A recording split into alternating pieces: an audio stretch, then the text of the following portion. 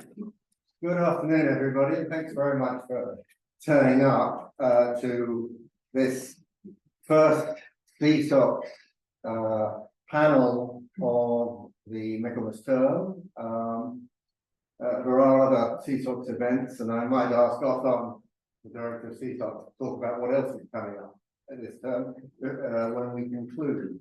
My name is Jonathan Scheele, former European Commission official and SEESOX research associate, and I'm chairing this panel, which brings together a former colleague of mine, Dragos Tudorache, who's a member of the European Parliament. I'm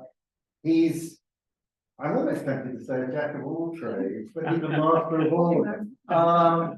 He's a judge, working as a judge in Kosovo. Then he came and worked for the Commission in Romania and later in Brussels, working particularly on home affairs and Schengen issues. He had a brief interlude between 2014 and 2016, where he headed off to be a minister in the technocratic government in Romania, and he ended up as Minister of Interior, organizing the parliamentary elections. He came out with a whole skin. He came back to the Commission for a bit, again working on quite a lot of Schengen issues, and since 2019 he's been a member of the European Parliament, and his current baby is the EU Directive on Artificial Intelligence, but he's got a day off from that because he's taken time out of the out of his schedule on the trilogue to go back to his old love of Schengen and Romania. Just continuing on. We have online Sophie and Veld, who's been an MEP since 2004. She has been a member of the D66 party until very recently, where she's now part of the Volt, newly formed Volt party. She's got a longer history than that, working on EU related stuff, including 8 years as Secretary General of the ELDR group, the predecessor of what is ALDE and now the Renew group, in the Committee of the Regions. And she's been very heavily involved on human rights and migration issues. And she's also been working on Pegasus spyware. So everything becomes digital these days. And then we have Ellie, who's resolutely non-digital. Ellie Gateva is Bulgarian. Sophie, I should say, is Dutch. Dragos is Romanian. Recording in progress. And she joined us here in Oxford in July 2020. She's also worked at Manchester University, Queen Mary University, London, the University of York, and the University of Nottingham. And she's also been a visiting fellow at LSEE. She is also heavily involved in a lot of aspects about the EU political economy, really, and EU politics, and enlargement and enlargement conditionality. And those who know anything about Schengen and Bulgaria and Romania know that conditionality has been quite a major issue. So that's our panel today, and we're going to be talking about Schengen enlargement as a case study in why, in whether or not Bulgaria and Romania are effectively second-class EU member states. I spent time in Romania in the early 2000s and left my job as head of the EU delegation there just before Romania joined. And Romania, along with Bulgaria, had made a lot of preparations for membership, including spending a lot of EU money and a lot of Romanian money on getting itself ready to join Schengen. And that process was, Dragos will correct me if I'm wrong, roughly in about 2011, it was reckoned that that process was fully complete. But neither Romania nor Bulgaria are yet members of Schengen. There are a lot of reasons, and we will be discussing why that is. We're not talking about the technicalities of whether or not they have the right number of vehicles and the right number of the right amount of IT equipment and cameras and whatever else you need to protect your frontiers, but it's about the politics behind them and what the impact of that is for the countries concerned, but also for the EU as a whole in terms of its approach to EU enlargement. We'll be talking for, each of the speakers will be talking for between 10 and 12 minutes. Well, that's the idea. And we'll be talking Dragos and Ellie to talk about the Romanian and Bulgarian ends, but also some of the other aspects, and Sophie to talk about the Netherlands viewpoint, where they're coming from, even if my understanding is she doesn't agree with them. And as always, we will, I hope, have 40, 45, maybe even longer minutes for an open Q&A, including by those who are joining through the hybrid system online. So without further ado, Dragos, over to you. Just a reminder, speak up, because that way the people who are watching online can hear better. Project. Well, good afternoon to everyone. Many thanks, Jonathan, for the invitation. Many thanks to SEESOX for hosting us. It's actually the second time that I think I'm here. I was here some years ago to talk about technocratic government that Jonathan mentioned earlier. In fact, there are two of my ex-bosses in the room, Jonathan one and Belinda Pike another, from the days I was in the commission in Japan. The discussion today is about Romania and Bulgaria and Schengen, but in fact, and it's interesting to see also in the Q&A how we get there. The discussion is broader than that. It's not just about Schengen, and it's not just about Romania and Bulgaria, because what is holding now back Romania and Bulgaria from achieving the objective is a symptom of a much greater disease in the heart of the decision-making process in Brussels, in the Council, particularly what has been happening for the last year, but I will get to that in a few minutes. I thought it would be useful to spend maybe 2 or 3 minutes at the start to give a bit of a timeline, because I think it's quite interesting and important to understand how we got to where we are today. Thinking about this in the train today, I could pretty much sort out 4 different episodes in a long timeline for what it meant for Romania and Bulgaria to get to where we are today. The first episode, the first reality, was right after accession, and it was mostly technical.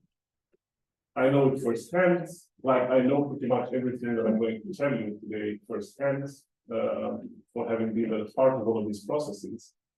So in those first few years, right after accession, it was a technical process of getting the 2 countries ready technically to join. Jonathan mentioned there were many millions spent, both of national money and EU money. I was in charge of what was called the Schengen facility back then for the 2 countries. I had roughly about a billion euros in the pocket to help the 2 countries achieve technically all the criteria for Schengen. And as mentioned, they did so a few years later.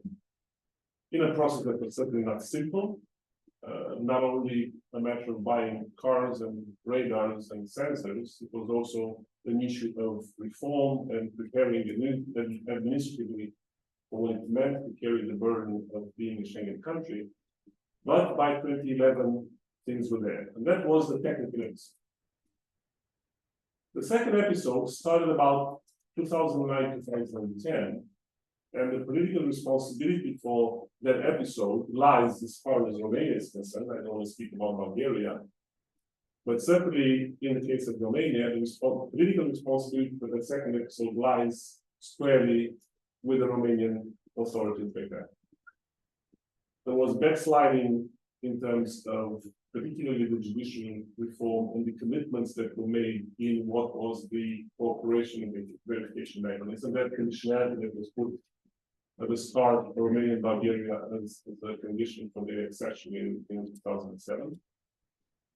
And the Commission, thinking long and hard, together with some member states, the Netherlands being one of them, who was the most hawkish in terms of rule of law, rightly so, trying to figure out a way to bring the Romanians and Bulgarians in line, and the only carrot and stick that they thought would actually matter to convince them to stay on the path in terms of the rule of law commitments that they made in the CDM was to make the link with Schengen. So although legally, technically, that link does not exist anywhere, certainly not in the treaty, accession treaty, or anywhere else in the EU legislation, but politically, there was a decision made in the Commission. Again, I was there when the decision was made. There was the decision to link the two, which then gave the alibi at the start widely used by those governments that opposed politically for the two countries to join until the CDM was fulfilled. There were several attempts in the course of 2 or 3 years back then, 2010, 2012, 2013, for the topic to be put on the agenda of the Council. Each attempt having failed, not even actually making it to the agenda because it was becoming evident that it would be impossible to reach the unanimity in the Council. And therefore, every time, usually a day before the Council, the point on the agenda was. Then I will distinguish the third episode. By 2014-2015, at least in Romania, in the election in 2014, with a president that had taken on a very strong responsibility to correct the course on the backsliding that had taken earlier on rule of law issues. And CDM started to look much better. To the point where in 2014-2015, when I arrived in government, I was head of the Chancellor, the Prime Minister, we started discussing with the trio of member states that were the staunchest, not opponents, but the ones that were strongest in arguing the link between CDM and Schengen, which was the Netherlands, France, and Germany. And this is very important to understand. It has never been the Netherlands alone. It has always been this trio, sometimes hiding one behind the other, so that it's not only one playing the bad guy in the room, but there were always an understanding between the three that whenever they would make a decision, they would make it together.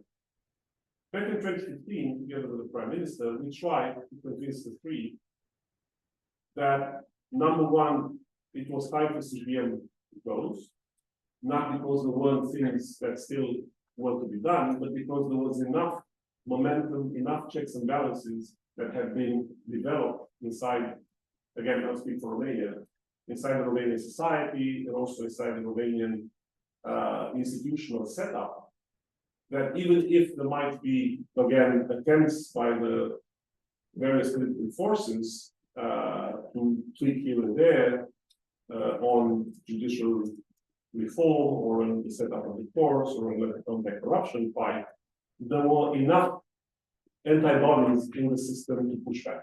And we had a history of judiciary stepping in at the right moment and providing the right decisions to correct the course of the government, and the constitutional court stepping in and making the right decisions, or even people taking to the streets and protesting and then again correcting quickly the course, a bad course taken by politicians. So our argument back then was that we were prepared as a society, as a country, as a member state to take on the responsibility and go CDM and go for Schengen.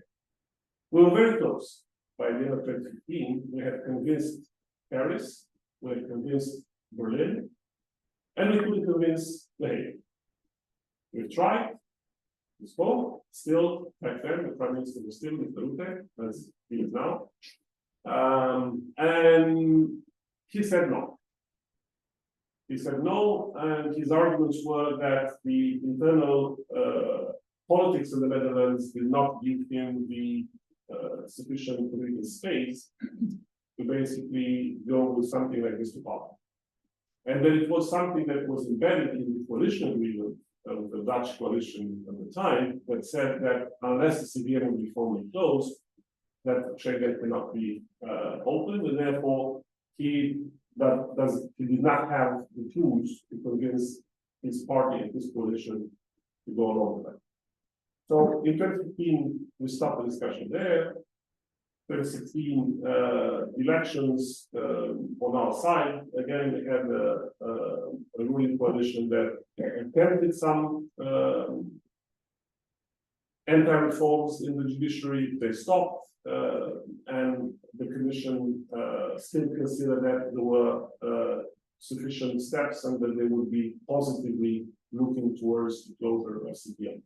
Few further years passed, and we go now to the last episode, which is the episode of today. An episode that started last autumn, an episode which I would call political madness. Because by autumn last year, everything was lined up. Everything was lined up. There were demands for an extra technical assessment. It was done, although it wasn't part of the obligations under the law, but still there was an extra technical assessment done. The assessment was positive, both for Romania and Bulgaria, in fact. And it seemed like everything was sailing towards a positive decision in December last year. And then Austria, out of the blue. They had never said anything until then that they would have a reservation about the two countries joining. And they announced that they would do the decision in December. I always thought that also Mr. Rutte was lurking somewhere in the shadows of that. And the best way for him to package his strategy was to differentiate between the two. I always doubted there was a genuine sudden sympathy for Romania and antipathy for Bulgaria. I always thought that was a political trick that he used to not look like a complete bad guy, but basically to say, listen, Romania is great, I have no problem with that. But I have still an issue with Bulgaria, which was going through a series of elections, and therefore you could say, listen, there's not enough stability politically in Bulgaria to actually expect some reforms to come through, and I still expect things from Bulgaria, therefore I cannot give the green light for the two. And that created, of course, the perfect political scene for Austria to play its beautiful part. And then we had the GHG Council of December, where a decision was put to a vote, and where the vote was a veto from Austria and a conditioned vote from the Netherlands. And since then, and this is where I come to what I was saying in the beginning, that this is just a symptom of a much deeper problem at the heart of Brussels. Because since then, basically, Council has been in this situation where you have a member state, and it's not the only case, the only file, and the only situation where that happens. You have a member state that is blocking a decision that everyone else thinks is a reasonable decision to make. And the European Council having absolutely no tools at its disposal to actually fix that or reverse course. And of course, a lot of hypocrisy also in how the whole thing was packaged, because whenever prompted to put forward a credible explanation for their position, Austria moved from left to right in all directions, starting from the fact that I don't know how many full statistics out of nowhere. Schengen had its own statistics which showed that the routes were not, in fact, the migratory routes that Austria was referring to did not pass through Bulgaria and Romania, but actually through the Western Balkans. His friends and political allies, Mr. Vučić and Mr. Orban, when he saw that those statistics don't apply, then he moved on to say, well, it's not that, it's actually something else. I don't like the border controls with Germany, and because Germany has border controls with Austria, then I want to have border controls further down the line, and so on. Again, nothing that would stick, but politically, we have had since December this situation where, again, one member state and a half have been blocking a decision that otherwise should be made. And now it comes to the last point that I want to make, which is the consequences. The consequences for Romania are severe. And unfortunately, this is not a discussion that we have enough. Neither in Brussels nor in our portals. And they're not only economic. And unfortunately, and I've been asking the government for quite some time to actually start doing the math, there's no proper assessment as to what actually it means economically. But I can easily anticipate it in the matter of billions. Because basically you have this situation where lorries are waiting for 2 days to pass the border. And now here in the UK, after Brexit, you know what it means. You know what it means for a car manufacturing plant to no longer to be able to do radio demand assembly of a vehicle because we don't know how many hours the truck will pass at customs before they bring the parts into the car. And how much that affects and how much that costs a production line that relies on these sort of supply chains. Not to mention the loss of business for a lot of other companies that rely on quick deliveries across borders. There is also a human cost. People who, as you said, Jonathan, feel second-class citizens whenever they have to queue for hours and they look at the other line of the Schengen fellow European citizens to pass through and don't have to wait in line. And third, and probably most severe and important, is the political cost. It's true that this is not only on back of Schengen.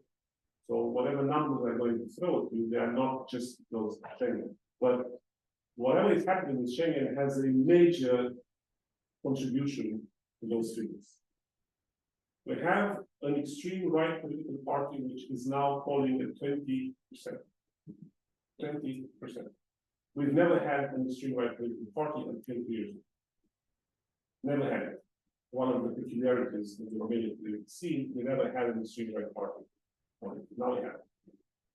And they've been exploiting massively what has been happening in the idea of unfairness towards the Romanian citizens and Brussels, who is in Brussels, and the other member states who are mediating Romanians, and that plays beautifully in the overall political narrative that these forces are in any way using to capture the imagination of those that actually unfortunately fall for this sort of narrative.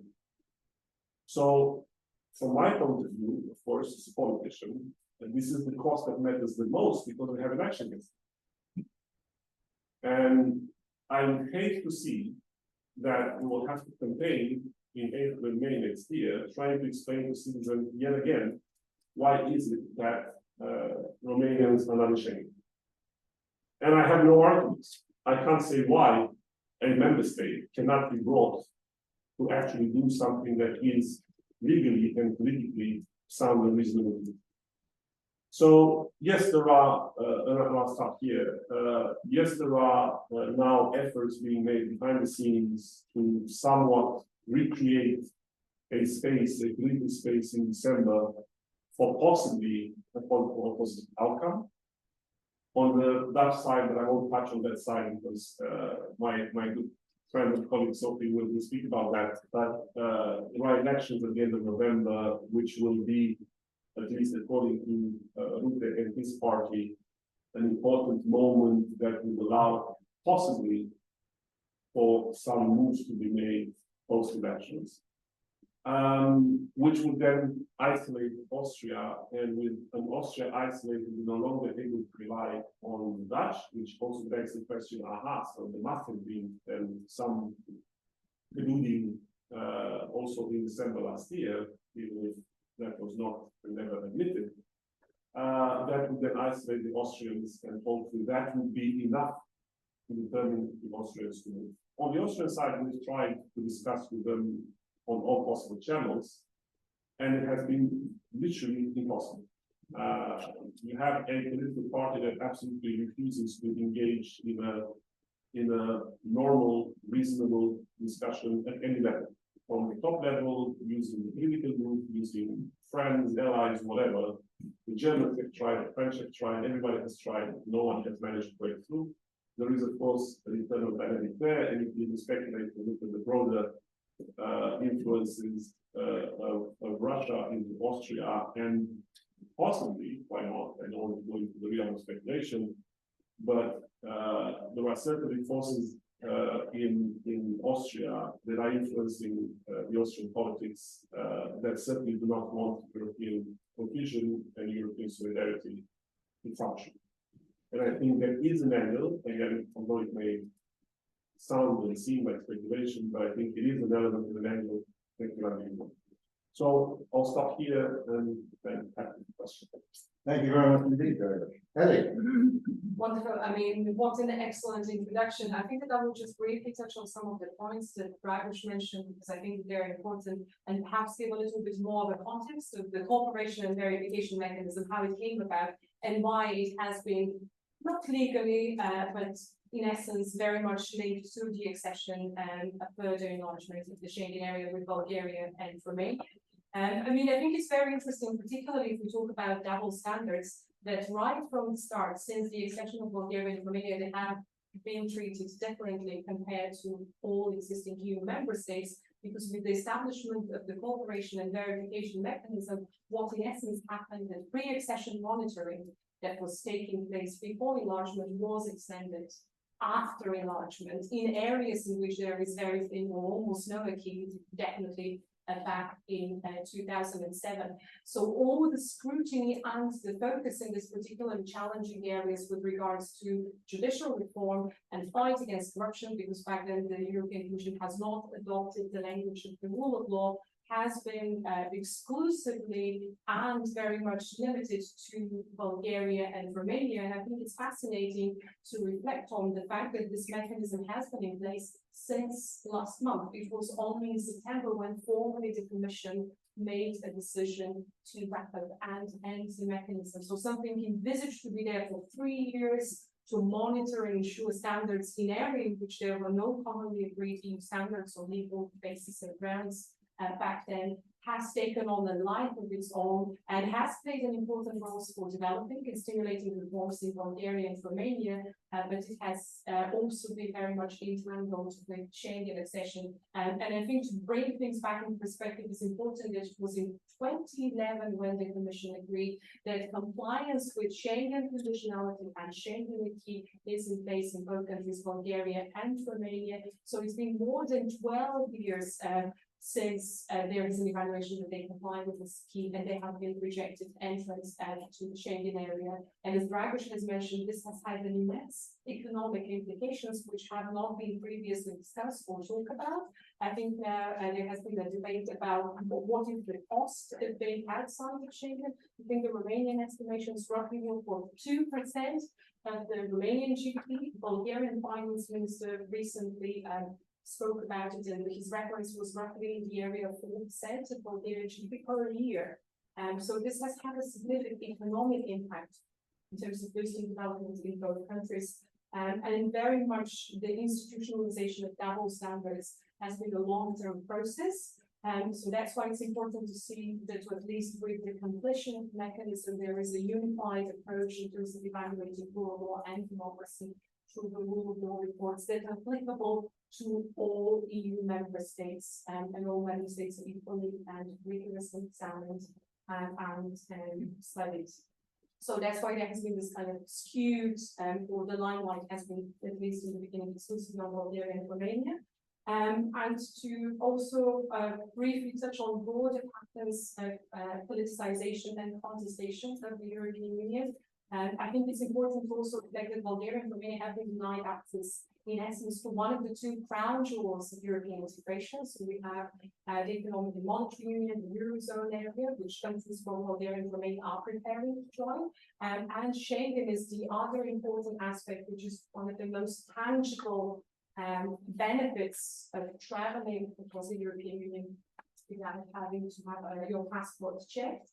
So both citizens of Bulgaria and Romania have been excluded and have not been able to benefit from that. But I think importantly, there is also another dimension Regarding travel to third countries, US is a very good example. I can tell you, I had to apply for a second time with the US Embassy to have the privilege to be granted the visa to travel to other countries. I think members of the European Parliament have long also raised this issue for having reciprocity that is applicable to all EU member states and travel across the EU and the US. And I mean, and undoubtedly, we should also reflect and recognize the fact that this has had a long-term damage on the position and standing of Bulgaria and Romania, and being perceived as equal partners around at the table in the EU has definitely also had reputational damage and weakened their position.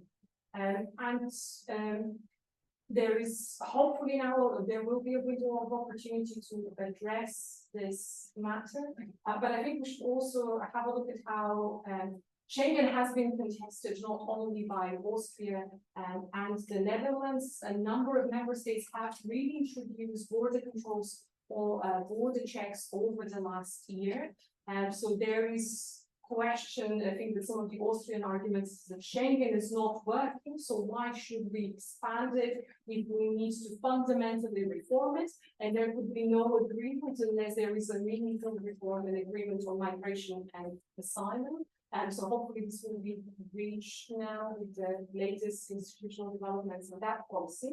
But I think it's interesting to reflect on the Bulgarian counter-argument by basically saying there is nothing to be gained by denying Bulgaria and Romania entrance. It is only by allowing them you can strengthen and provide more support to meaningfully protect the external borders of the European Union. And I think that this is one of the current Bulgarian Prime Minister has tried to the argument trying to advance, particularly in negotiations with Austrian counterparts. So that there is more to be gained by making sure that internal borders between Romania and Bulgaria and Greece, there are no border checks, so that external borders can be fully protected and guarded in that respect. So, I mean, again, the very survival, there is the big question, what is going to happen with Schengen if migration continues to be utilized regularly at a range of different national elections. And so what is whether this arrangement is sustainable or not. And we have seen that it has become a very, very prominent feature, including the elections that we had this week in Poland. And that's why hopefully there will be a meaningful resolution. And I think finally, just perhaps to briefly reflect on the current Bulgarian perspective, Bulgarians have always been very much in favor of joining Schengen, working closely with a range of different EU as well as national authorities. Currently, there is quite a lot of high stakes for the survival of interesting coalition government. So one of the key priorities for the survival, at least in the short-term frame until March next year, is very much ensuring Schengen accession, but also making a full commitment to joining the Eurozone. So there is a lot of political capital that is at stake for the survival of the Bulgarian government. And as Dragos has mentioned, recently there have been more than 5 elections in Bulgaria. In over 18 months, there have been 5 elections in Bulgaria, so political stability is important. And hopefully there will be green lights in the December Council to address this great injustice. Because, I mean, again, this is the last thing to give in perspective. Croatia joined in 2013, and in December, it managed to also become a member of Schengen area, while Bulgaria and Romania since 2011 have been deemed technically ready to become members of the Schengen area and still denied access. So, I think basically to conclude, I think that we should be mindful that migration, Schengen, and the external borders of the European Union are being increasingly contested and challenged by a range of different political actors, and this has very much also contributed to the latest development that will argue which weakens the European Union rather than doesn't make it any stronger. But I think that there will be more attempts to weaken it even in the future. Thank you very much indeed, Ellie, and congratulations. That was incredibly concise and full of content. Sophie, over to you.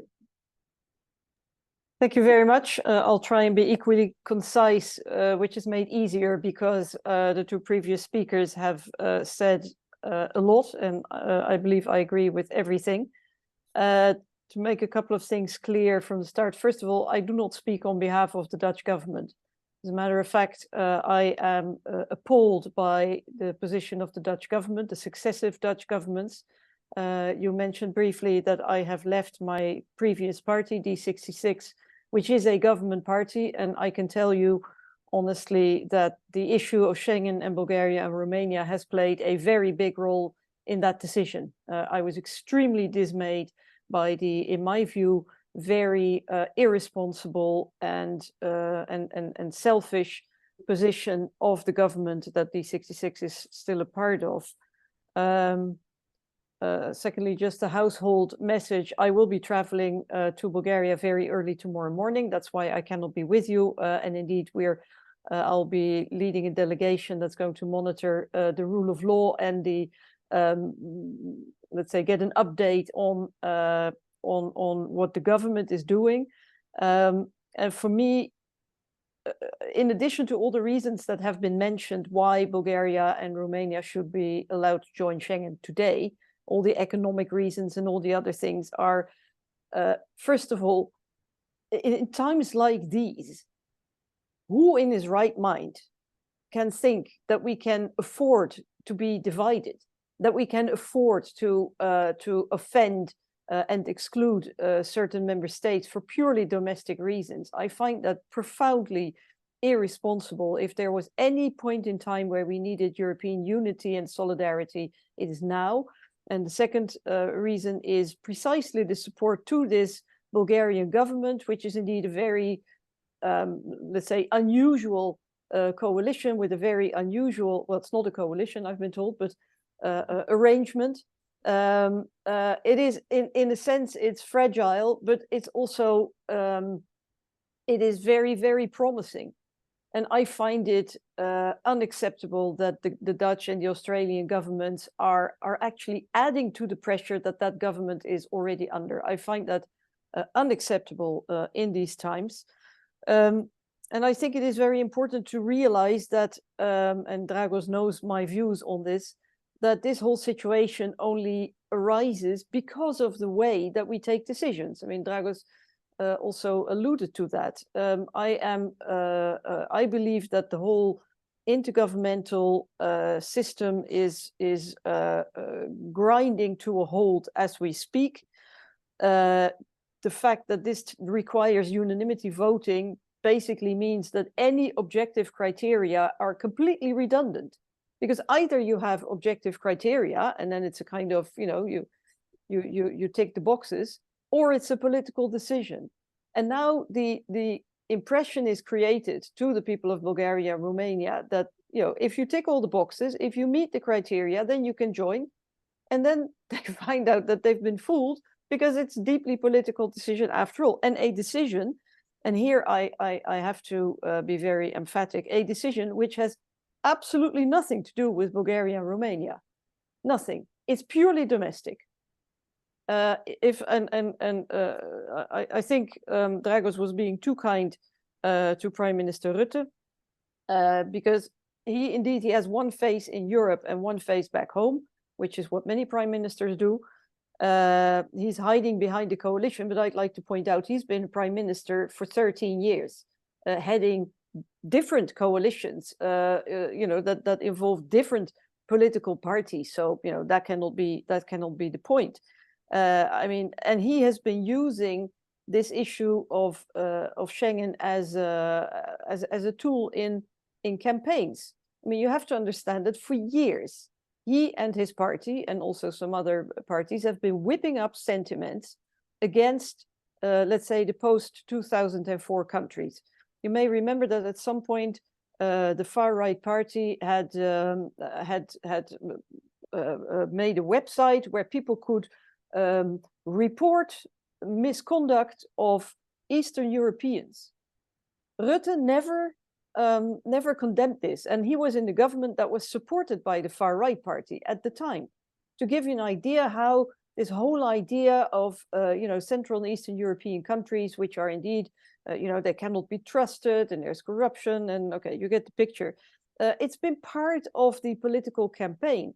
So even if he personally has now seen the light and he has become convinced that Bulgaria and Romania should join, it is impossible for him to make a U-turn. And Dragos said, there's no political space. No, because he closed off that space.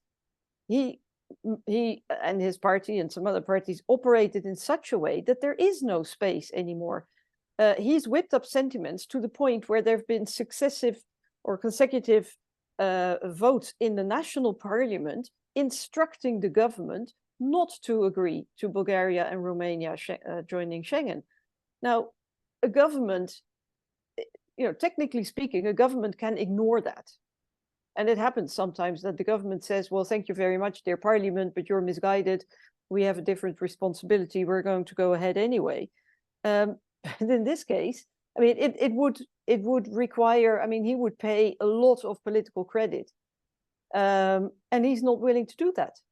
He's not willing to do that. And in particular now, as the Netherlands are in the middle of an election campaign, there are elections on the 22nd of November, which is very unfortunate given the timetable up to the next moment that a decision can be taken.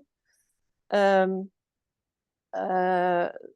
it's for him almost impossible to get out of this. It may be possible after the elections, because then, he has already announced he'll be leaving politics. He's still leading the caretaker government, but he'll have a bit more space. But I think if I look at the statements that he has been making,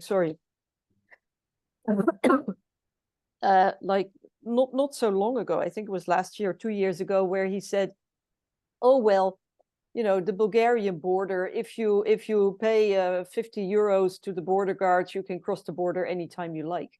I mean, what this is, and that was a remark not meant for the Bulgarian audience. It was very much for the domestic audience. And this language has not changed. So I think I can only hope that as we're, as the elections are approaching, that the day after the elections, he will feel the political space, as you call it, to make a U-turn. But he will have to do it because it's clear. I mean, he has announced that he is leaving politics. The next leader of that party, and we don't know who is going to be the next prime minister. It might also be Frans Timmermans, which would be a game changer also for this topic. But if it's not him, if it's the next leader of the VVD, then it's becoming very difficult. So it's really in the hands of Rutte. He will have to do it very soon after the elections, because that's the only moment where he can do it, let's say, with impunity. And his successor can probably not do that. Is there anything else? No, yeah, in conclusion, my only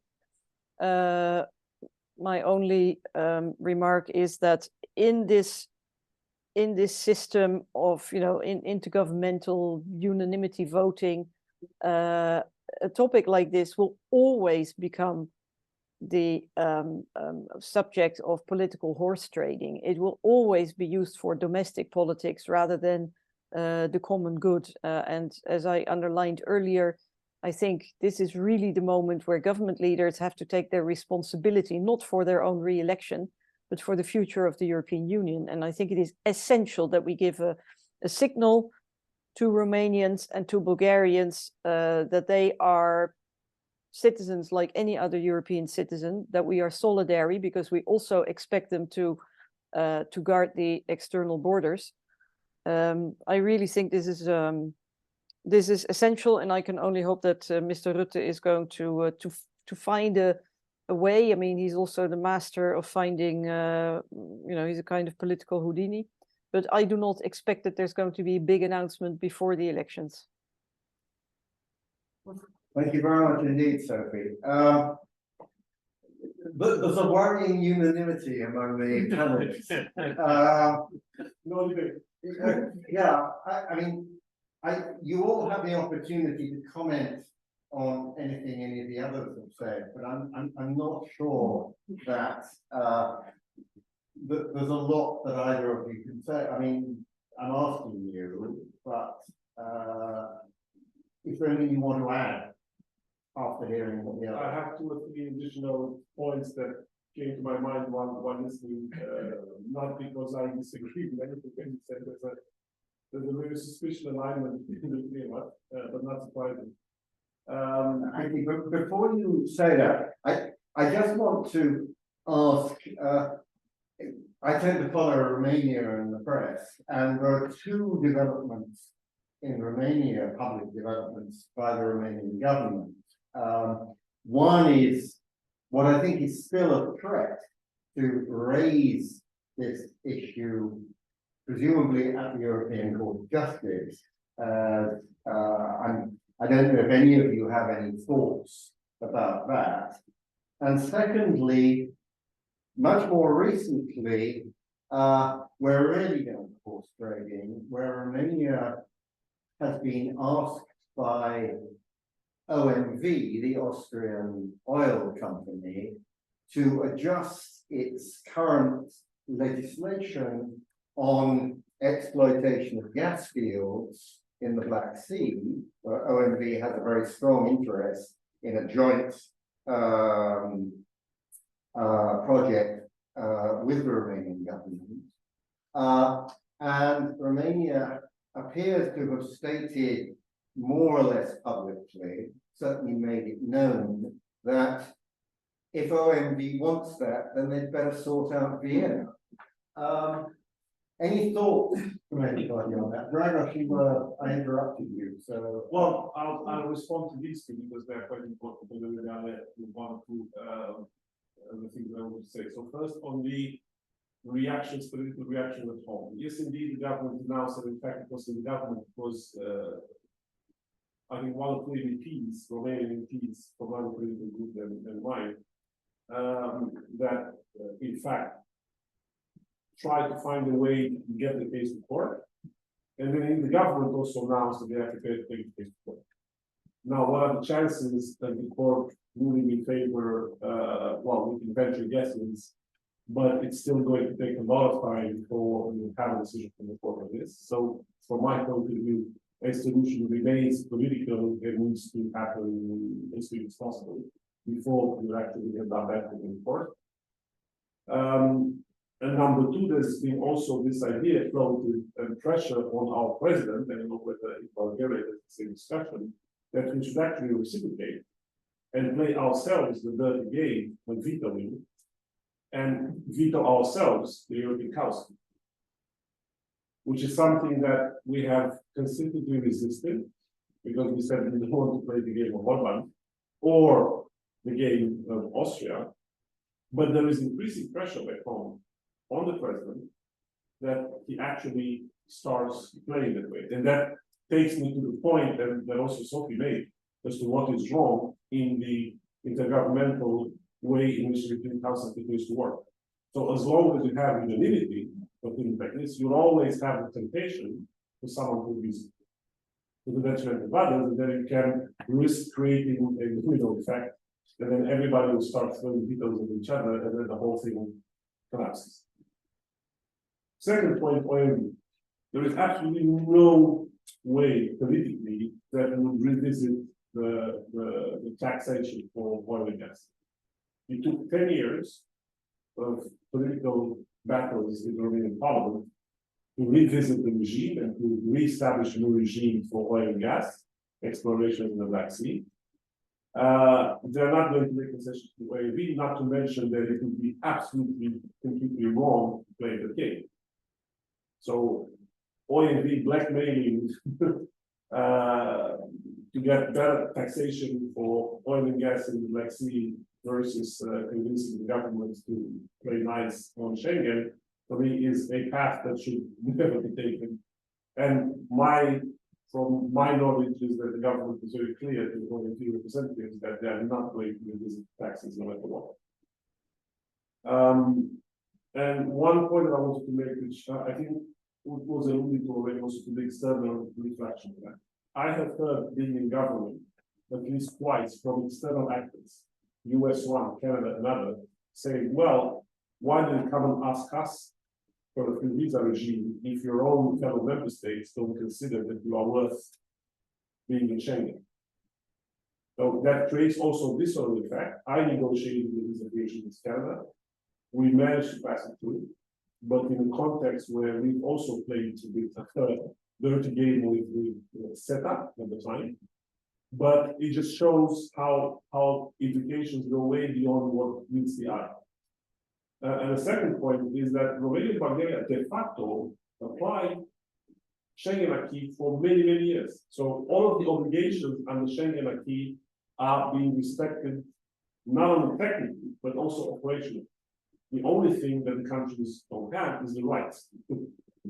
So it's we fulfill and we actually every day comply with those obligations. We protect the external border.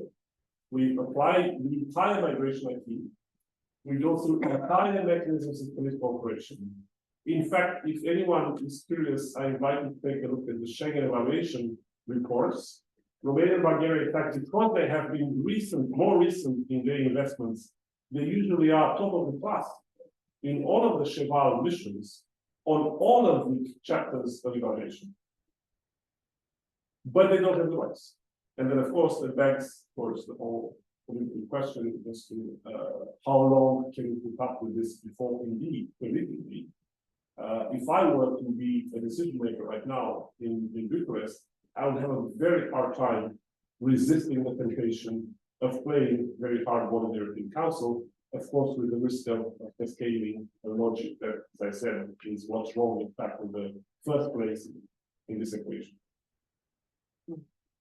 Yes, no, I mean, just a few comments there that Dragos has mentioned. I think Bulgaria and Romania have been very interesting in terms of not being the troublemakers, because there have been plenty of opportunity. And I think having looked at the map of Romania was an interesting example, and to bring back Croatia in the debate. In 2014, I think it was the Romanian foreign minister who threatened to block the accession of Croatia to the EU, but then the government very quickly said, no, we are not, absolutely not doing that. So this then gives you the whole story of how long there has been an opportunity to block and prevent a number of key policies that both Bulgaria and Romania. Bulgaria has not even considered making or issuing the trade. Basically, the argument has always been that we are willing to cooperate and work with. I think Borisov, who used to be former prime minister, invited Rutte several times to show him the border with Turkey, saying that this is the best protected Schengen border, and they're welcome anytime to have a look at it. And so they have adopted a completely different strategy and have not caused any major havoc in terms of key policy decisions at European level or broader concerns about migration. I think it was interesting where was the division between existing EU member states, what to do back in 2015 and 2016 migration refugee crisis. But I think it's also, I mean, yes, similar to what Dragos was saying before that, there are no calls for retaliations in Bulgaria, but this rejection has provided a lot of fuel for anti-EU pro-Russian parties. And as Sophie has also mentioned, there is a very fragile balance now currently with the not coalition, but the assembly arrangement that has been put in place. And basically one of the arguments is they're happy to let us join the euro because the plan for Bulgaria is to join January 2025, so they can take our money, but they want to keep us out of Schengen. Why are they doing these double standards? Why are they doing and treating us in this particular way? But I think importantly, there are bigger implications when it comes to dynamics within the European Union and the dynamics between core and periphery, particularly in the context of the recent Franco-German proposals for the future of European integration and the Eurocentric circles. It has been floated again. I mean, in essence, Bulgaria and Romania have been confined to the periphery, but joining Schengen and after that joining the Eurozone will have a significant implications for that dynamic and for the voice and the opportunity that they get, not only to economically develop. And I think that it's a very good point that has been raised by the Romanians because it's often neglected. It was very perceived that there are no costs attached to the decision not to let Bulgaria and Romania join. And I think that economic dimension Both countries have suffered significantly precisely because of that, and it's exactly important that we talk about it. But it has also shifted, has broader implications for confining this to countries too. The periphery, where in some cases they should have their rightful place very much as with border, but given the significance of both countries now in the context of the overall war in Ukraine. So I think that this is very, very important. Sophie, anything more to add before we throw it out to the floor? Yes, just a few brief remarks, because the point is, I think that, you know, if it were up to all of us, we would take the decision right here and now. The problem is that, you know, Dragos gave a couple of rational arguments, like, you know, you've already been applying the acquis, et cetera, et cetera. But the point is that the incentive for national leaders, in this case, the Dutch and to some extent the Austrian leaders, are entirely different. They don't care about the arguments. Their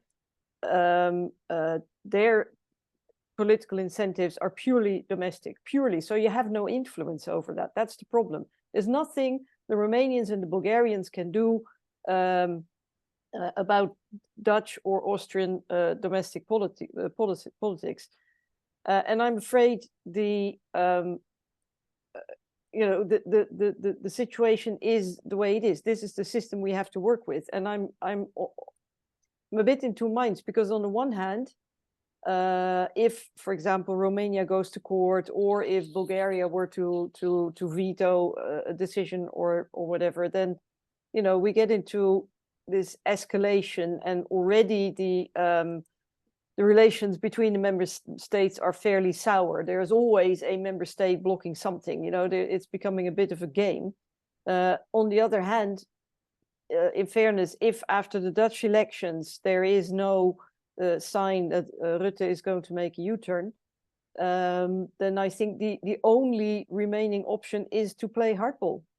And incidentally, and I'm also looking at Dragos, I think the European Parliament could be much tougher here as well. I mean, I think there are certain things that we could take hostage and force the hand of the countries that are blocking this. But we'd have to be willing to play hardball. I think I wouldn't mind, but you know me well enough. I always like to play hardball. But in this case, I mean, it would also be a message to Bulgarians and Romanians, you know, that at least the European Parliament is standing up for them. And it would be, maybe it would be a better option than governments being at loggerheads. I don't know. Thank you very much, Sophie. Questions?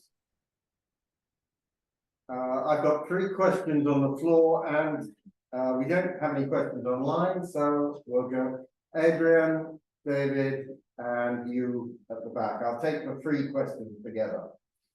Thank you very much for such an question. And we can stop recording, I think. And condensing panel.